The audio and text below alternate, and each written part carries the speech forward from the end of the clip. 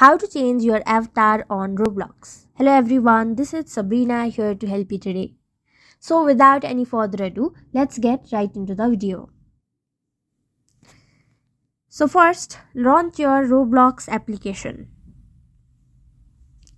Then tap on avatar from your bottom navigation bar. After that, simply go to customize, and then from here you will be able to change your avatar. You can change several options like head and body, clothing, accessories, emotes, animation, and many more.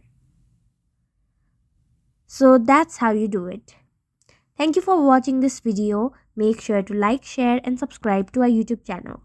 If you got any questions, comment them down, and I'll catch you in the next one.